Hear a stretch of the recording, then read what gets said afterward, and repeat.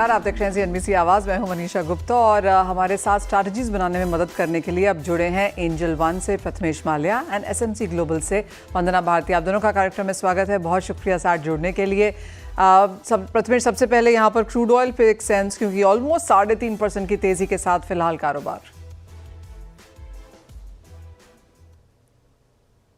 I am sorry, आवाज आ रही है? या ओके।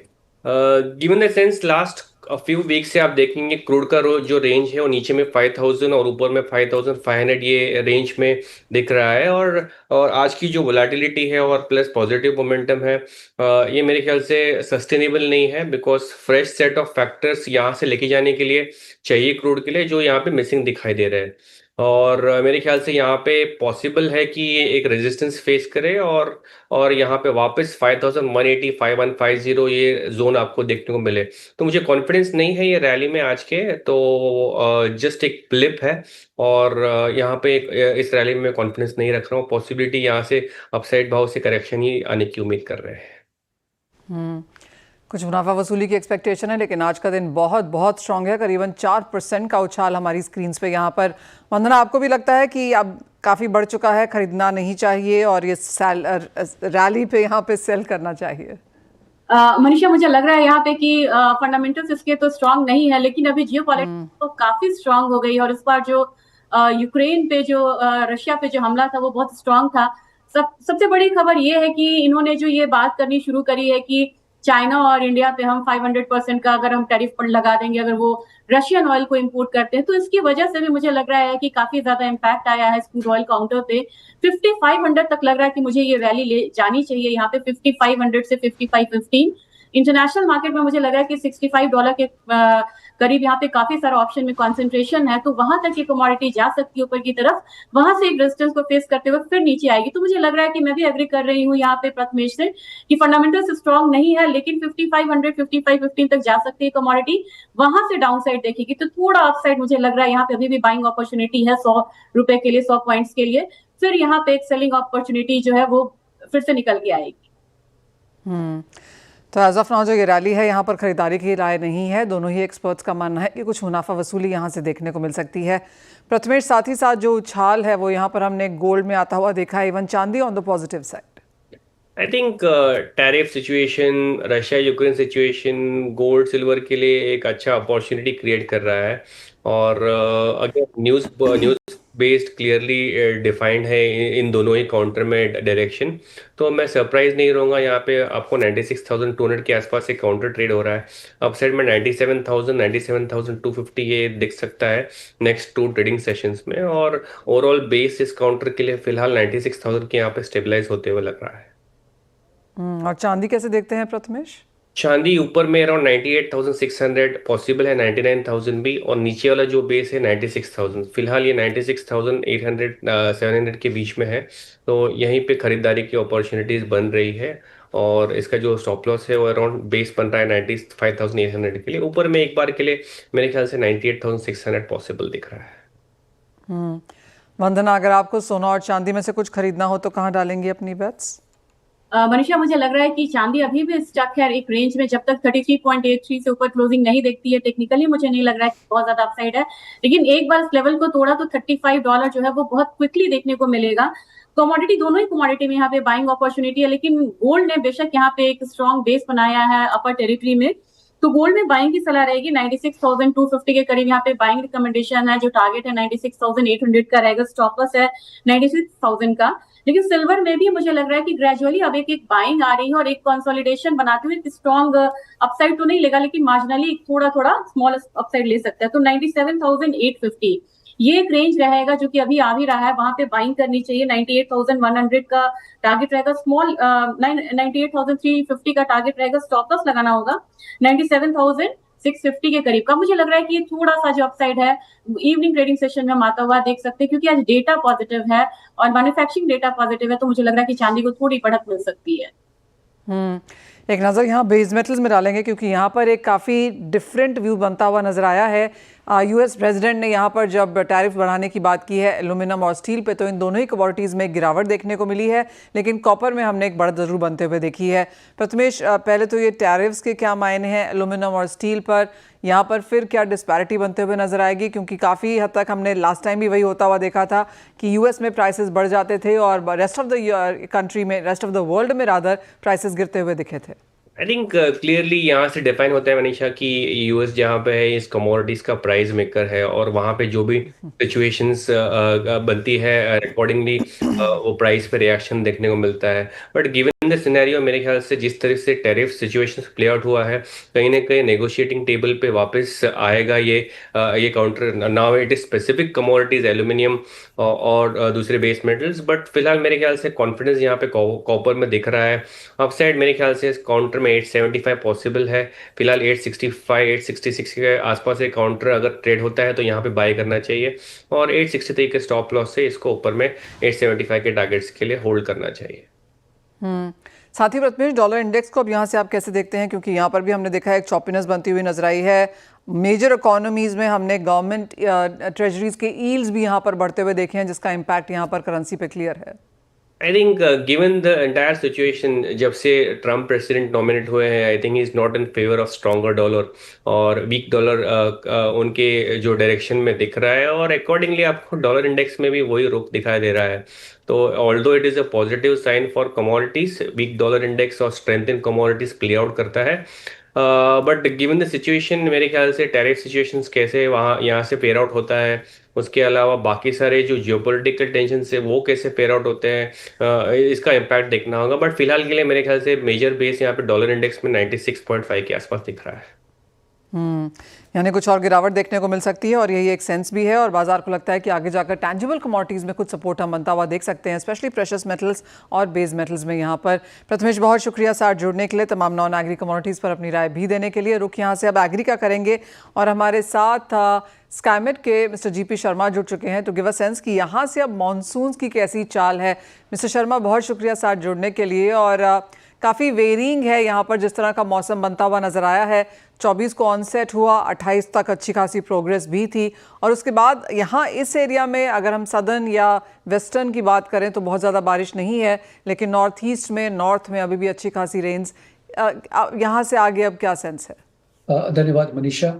देखिए, जो कुछ हो रहा है बिल्कुल एक्सपेक्टेशंस के हिसाब से है। अगर आपको याद हो, पहले भी हमने इसके बारे में डिस्कस किया था, और हमने कहा था कि मानसून एक बार ऑनसेट तो जल्दी हो जाएगा दक्षिणी भारत में भी, नॉर्थ ईस्ट इंडिया में भी, और उसके बाद वो कमजोर पड़ जाएगा और आगे बढ़ेगा नहीं। और वही है, पिछले मुंबई में भी ऑनसेट होने के बाद ऑब्वियसली आगे नहीं बढ़ा है, और इसी तरह नॉर्थ ईस्ट इंडिया में भी ऐसा ही है। अगर अगले कुछ दिनों, 2-3 दिनों की बात करें, मेरे ख्याल में तो मानसून आगे नहीं बढ़ेगा, करंट जो है कमजोर ही रहेगी।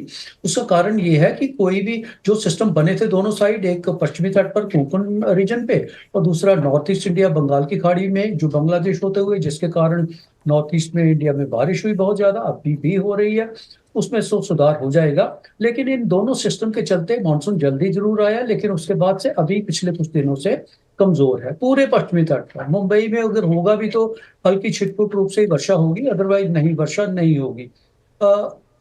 स्थिति लगभग ऐसी बनी ही रहेगी।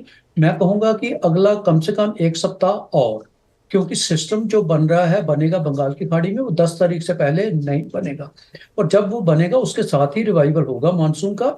और उसके चलते हाँ, जो उत्तर भारत है, प्री मानसून एक्टिविटी जैसे दिल्ली समेत पंजाब, हरियाणा, राजस्थान के क्षेत्रों में भी, उसमें प्री मानसून एक्टिविटी जिसमें dust storm, thunder storm followed by some showers, ऐसी गतिविधियां बनी रहेंगी।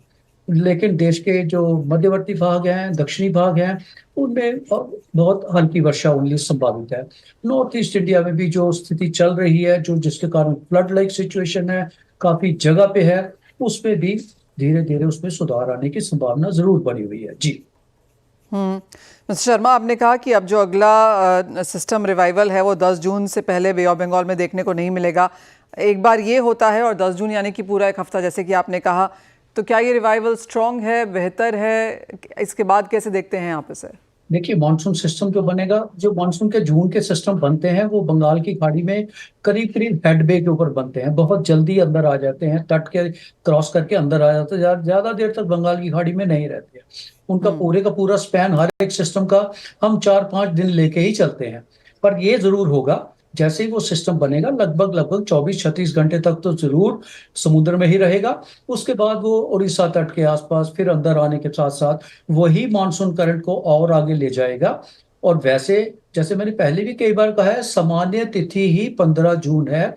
बिहार और झारखंड के जो भीतरी भाग हैं उनमें वही सामान्य तिथि है, और उसी सामान्य तिथि के आसपास ही उन क्षेत्रों में वर्षा जरूर होगी और मानसून उसके साथ ही साथ आगे बढ़ेगा। लेकिन 10 तारीख तक अगर आप कहें तो देश के काफी सारे भागों में वर्षा की कमी रहेगी। अच्छी बात यह है कि जून के शुरुआती दिनों में, जैसे आज के दिन में भी बात करें तो डेली रेनफॉल जो है वो लगभग 3 मिलीमीटर से भी कम है। पहले दिन भी, दूसरे दिन ही, पहला सप्ताह ऐसे ही निकल जाता है 3-3.5। तो इसलिए अगर बारिश कम भी हो जाए तो डेफिशिएंसी नहीं होती है। और अगले दो, जो एक पहली और 2 तारीख को अभी बारिश हुई है, ये तो बारिश नॉर्थ ईस्ट, क्योंकि नॉर्थ ईस्ट इंडिया में जब तक बारिश होती रहती है डेफिशिएंसी नहीं आती है। एक दो एरिया है, एक पश्चिमी तट जैसे वेस्टर्न घाट्स, मुंबई समेत कोंकण रीजन, कोस्टल कर्नाटका, गोवा, और दूसरा नॉर्थ ईस्ट इंडिया। दोनों में से एक भी जगह बारिश होती रहे तो वो नॉर्मल के बराबर बराबर चली ही जाती है। तो इसलिए कोई डेफिशिएंसी खास नहीं आएगी, क्योंकि नॉर्थ ईस्ट इंडिया में कुछ ना कुछ बरसात होती रहेगी। लेकिन जैसे कल के बाद से वहां भी जो फ्लड लाइक सिचुएशन बनी हुई है, मौसम की गतिविधियां जो ऐसी हैं उनमें सुधार होगा। परंतु वहां दिक्कत यह है, कॉम्प्लेक्सिटी ऑफ टेरेन और वेदर जो है दोनों मिलके, बारिश रुक भी जाती है तो भी वहां फ्लड सिचुएशन इंप्रूव होने में वक्त लगता है। जितनी वाटर बॉडीज, ट्रिब्यूटरीज हैं, ब्रह्मपुत्र की 10 नदियां हैं लगभग, वो उस सब के सब डेंजर लेवल या उससे ऊपर हैं। कैचमेंट एरिया में वर्षा हो रही है। इसलिए चाहे नॉर्थ ईस्ट इंडिया में असम, अरुणाचल, नागालैंड, इन सब क्षेत्रों समेत वर्षा में बिल्कुल कमी आएगी, लेकिन वो कमी के चलते हुए भी सुधार होने में लगभग 2 या 3 दिन का समय तो आप लेके चलें।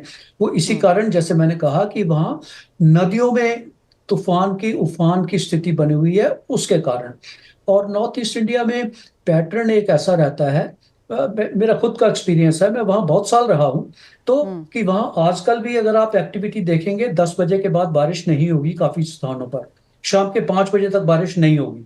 बारिश होती है देर शाम, रात को शुरू और रात को होके सुबह एक बार फिर से बंद। कहने का मतलब है, अगर हमने रिलीफ ऑपरेशंस अगर करने हैं, रेस्क्यू रिलीफ वगैरह, उसमें दिन के समय दिक्कत नहीं आती है, नहीं होगी। और अगले दिनों में तो मैं कह रहा हूँ सुधार होगा मौसम की स्थिति में। आज का दिन और सिर्फ कल का कुछ समय दीजिए, उसके बाद से मौसम में काफी सुधार मिलेगा उन क्षेत्रों में। जी मिस्टर शर्मा, एक और फाइनली सवाल यहाँ पर, और जैसे आपने कहा 10 जून से यहाँ पर बारिश आ जाएगी, लेकिन डेफिशिएंसी जून के महीने में देखने को नहीं मिलेगी।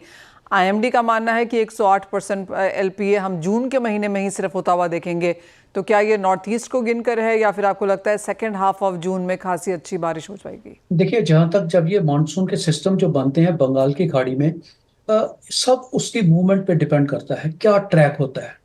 अगर तो उनका ट्रैक वेस्टर्ली रहता है, जो कि देश के मध्यवर्ती भागों से होते हुए जाते हैं, कहने का मतलब है ट्रैक के नॉर्थ में भी बारिश हो रही है, साउथ में भी बारिश हो रही है, तो उसके कारण तो शॉर्टफॉल नहीं रहता है वर्षा का। लेकिन कई सिस्टम बनते हैं, ज्यादातर कई बार ही देखा है, जो बंगाल की खाड़ी में, बंगाल से होते हुए आगे बिहार, झारखंड या उत्तर प्रदेश की तरफ जाते हैं, जिसमें कि काफी सारी वर्षा हिली एरियाज में, फुट हिल्स में, हिमालयस के साथ साथ उनमें होती है। उस स्थिति में जो देश के भीतरी भाग हैं उनमें थोड़ी वर्षा कम रहती है। लेकिन जो अभी पहला सिस्टम बनेगा, ये बकायदा मेरे ख्याल में तो ये उत्तर में नहीं जाना चाहिए, ये बंगाल से होते हुए, बंगाल, झारखंड, छत्तीसगढ़ से होते हुए देश के मध्यवर्ती भागों में भी, इंक्लूडिंग मध्य प्रदेश और महाराष्ट्र में भी एक बार फिर से वर्षा होनी चाहिए, जो कि एक अच्छा संकेत है। और कोई लार्ज डेफिशिएंसी की संभावना जून में तो नहीं दिख रही है। स्काईमेट ने भी अपने अनुमान में हमने 96% दिया हुआ है, क्योंकि इन परिस्थितियों में मुझे तो अभी भी लगता है कि अबव नॉर्मल या बहुत ज्यादा वर्षा तो जून में नहीं होनी चाहिए, क्योंकि अगले 10 दिन जो है अभी बहुत ज्यादा वर्षा नहीं होगी। आज के दिन की बात करें तो सामान्य वर्षा है, 2.7 मिलीमीटर नॉर्मल है, 2.7 ही हुई है। तो अगले भी 6-7 दिनों में आप देखेंगे सामान्य या सामान्य से थोड़ी कम वर्षा ही होगी। तो इसलिए लार्ज डेफिशिएंसी भी नहीं होगी, और ना ही मेरी ऐसी उम्मीद है कि लार्ज कोई सरप्लस जून में हो जाए। ऐसा ऐसा संकेत नहीं मिला जी। Fair point. Mister Sharma, is always बहुत शुक्रिया साथ जुड़ने के लिए। तो क्लियरली वो काफ़ी सारे नंबर्स और आगे जाके क्या एक्सपेक्टेड है for the month of June, वो क्लैरिटी भी लेके आने के लिए। तो जैसे कहा गया कि स्काईमेट ने कहा है 96% ऑफ एलपीओ, और ये बारिश एज ऑफ नाउ एक्सपेक्टेड है जून के महीने के लिए। बल इसी के साथ एक ब्रेक के लिए भी रुकेंगे, जब लौटेंगे तो बात करेंगे यहाँ पर गोल्ड बाइंग की, वो किस तरह से है इंडियन मार्केट्स में। और साथ ही साथ वंदना हमारे साथ हैं ही, एक एग्री पर भी चेक लेंगे कि कौन सी कमोडिटीज़ आपके रडार पर होनी चाहिए।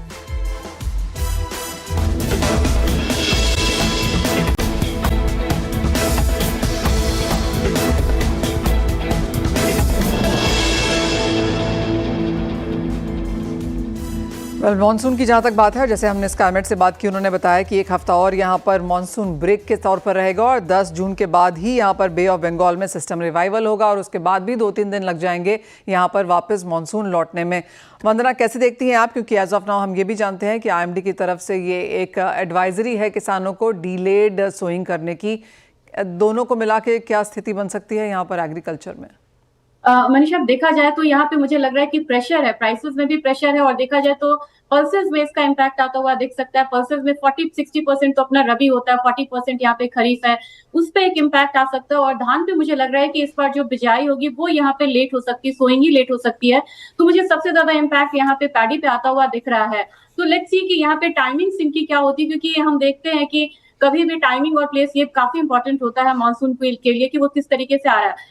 मैं ये देख रही थी कि चाहे वो कॉटन हो, चाहे वो चना हो, सोयाबीन हो, प्राइसेस में एक प्रेशर देखने को मिल रहा है, और जो एमएसपी हाइक हुआ है उसका भी बहुत ज्यादा इम्पैक्ट यहाँ पे देखने को नहीं मिल रहा है। तो मेरे ख्याल से मॉनसून का सीधा सीधा इम्पैक्ट है, और अपने ग्वार काउंटर वगैरह पे भी इसका अच्छा खासा इम्पैक्ट देखने को मिल रहा है। तो वंदना, कहाँ पे स्ट्रैटेजीज फिर देना चाहेंगी आप? जैसे आपने कहा गुआर पे तो एक इम्पैक्ट है ही, साथ ही साथ कैस्टर कैसा दिखता है, कॉटन में लेकर कुछ चिंताएं हैं, एमएसपी जरूर बढ़ा है लेकिन बहुत लोगों को नहीं लगता, और इंडस्ट्री को नहीं लगता कि बहुत ज्यादा सोइंग बढ़ेगी उस वजह से। जी मनीषा, बिल्कुल ये है, क्योंकि बाकी जो गवर्नमेंट की पॉलिसीज है वो इन फेवर ऑफ कंज्यूमर तो है, लेकिन फार्मर्स का वो नहीं है। और काफी ज्यादा उम्मीद थी यहाँ पे इंडस्ट्री को, चाहे वो पल्सेस हो या अदर सेक्टर हो, कि इंपोर्ट ड्यूटी बढ़ाया जाएगा या फिर इंपोर्ट बैन किया जाएगा। ऐसा कुछ हो नहीं रहा इमीडिएट, और बहुत सारा इंपोर्ट अगर पल्सेस भी ले तो वहां पे है। ग्वार काउंटर में एक और चिंता है कि क्रूड ऑयल प्राइसेस भले ही बढ़ रहा हो, लेकिन लगातार जो रिग काउंट्स बढ़े थे ट्रम्प के आने के बाद, दोबारा वो रिग काउंट्स जो है वो डाउन होके उनसे भी उनका जब शुरू हुआ था टेन्योर, उससे भी कम हो गया है। तो वो भी एक बहुत ज्यादा फर्क पड़ रहा है ग्वार काउंटर पे। और यहाँ पे एक्सपोर्ट भी बहुत ज्यादा पॉजिटिव, क्या वो तो नेगेटिव था, तो इसका एक असर दिख रहा है इस काउंटर पे। गम में मुझे लग रहा है कि यहाँ पे सेलिंग प्रेशर जो है कंटिन्यू रहना चाहिए।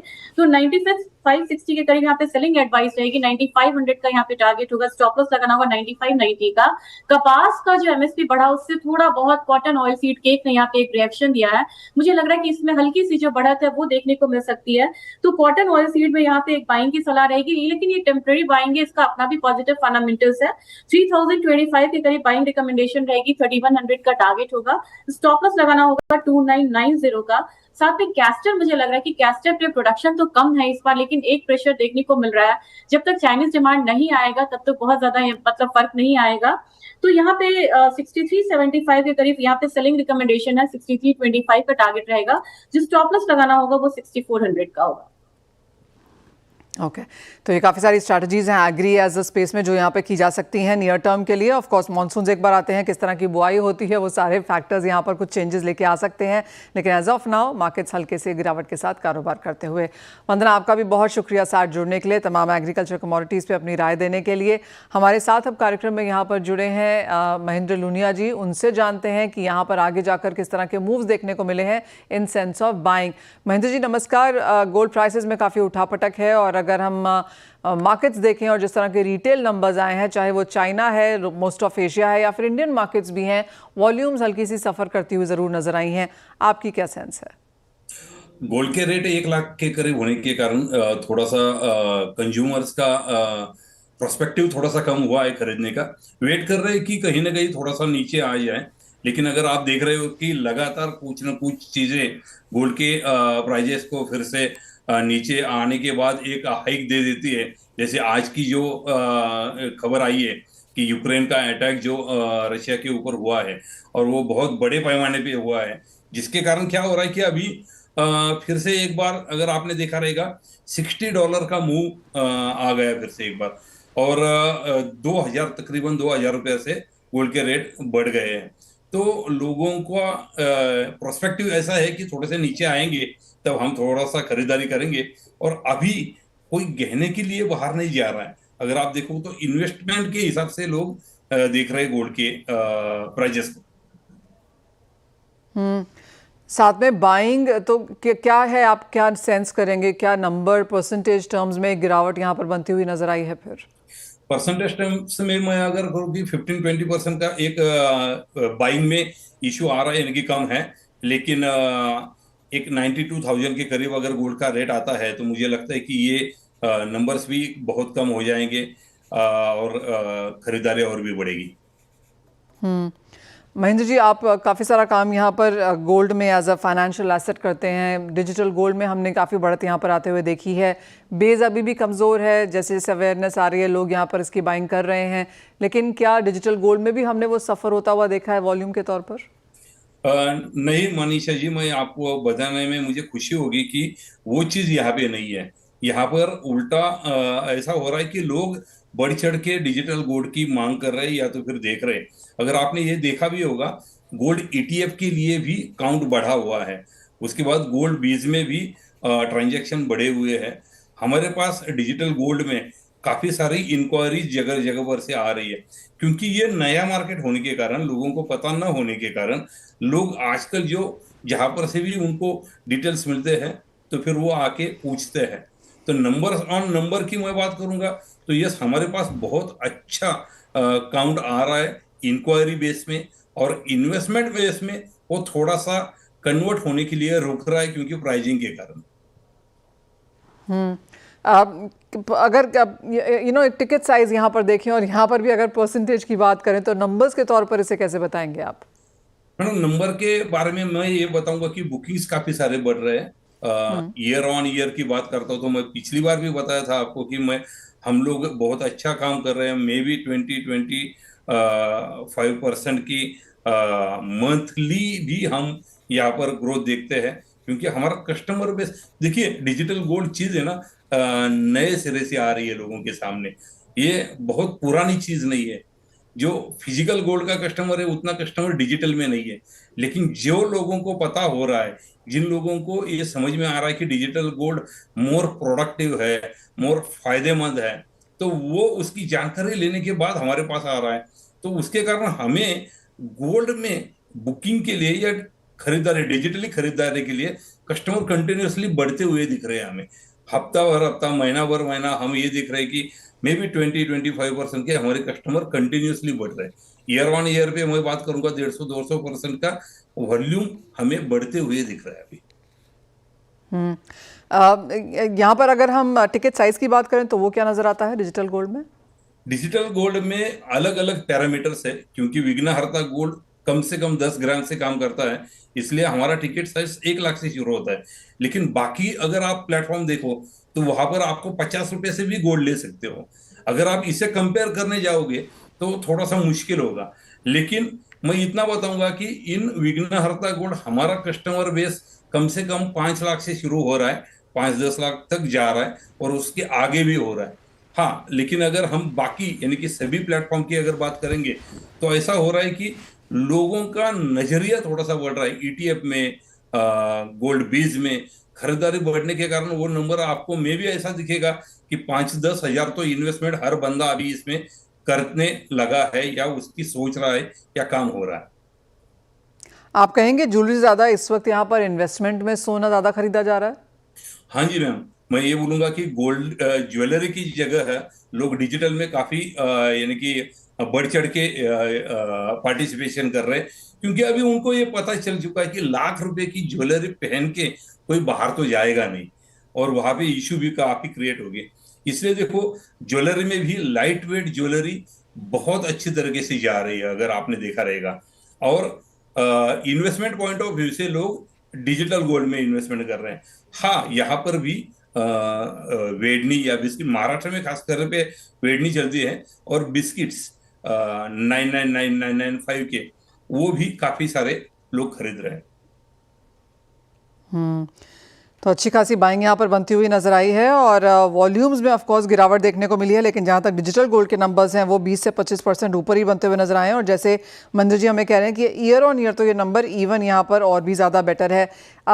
एक स्लो पीरियड देखते हैं आप जून जुलाई में आता हुआ, क्योंकि ज़्यादातर लोगों को अब लगता है कि अगस्त में जब फेस्टिवल्स आएंगे, शादियों का सीज़न आएगा और उसके बाद लगातार दिसंबर तक वो रहता है, तब बाइंग आएगी। क्या आपको भी लगता है कि जून और जुलाई डिस्पाइट जो भी प्राइसेस रहे हैं थोड़ा सा वीक रह सकता है?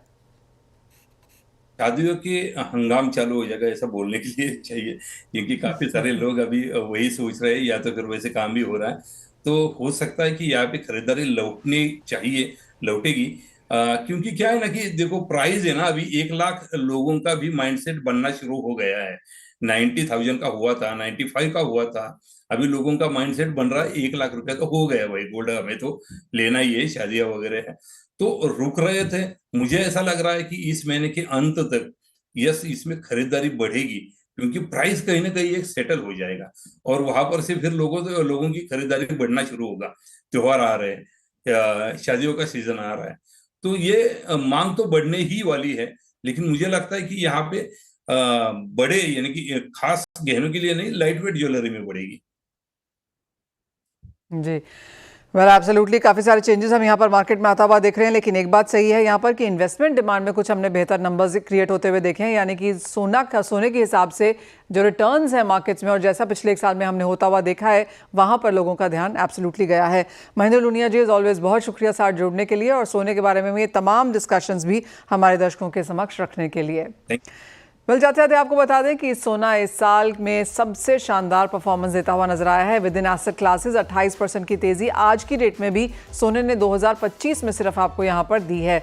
तो तैयार हो जाइए, क्योंकि हम आपके लिए लेकर आए हैं एक धमाकेदार live webinar gold master class. हमारे एक्सपर्ट्स आपको बताएंगे सोने में ट्रेडिंग और निवेश के गुर, वो भी रियल केस स्टडीज के साथ। और जी हाँ, आपके सभी सवालों के जवाब भी मिलेंगे, चाहे बात हो कितना सोना रख सकते हैं, गिफ्टिंग पर टैक्सेस क्या हैं, हेजिंग मैकेनिज्म क्या यूज़ करें, पोर्टफोलियो में सोने का क्या हिस्सा होना चाहिए, या फिर पुराने और नए ज्वेलरी पर जीएसटी के क्या नियम हैं। सोने से जुड़े हर सवाल का जवाब बस इस वेबिनार में। तो देर ना करें, अपनी स्क्रीन्स पर दिख रहे लिंक पर रजिस्टर करें और बने गोल्ड मास्टर क्लास का हिस्सा।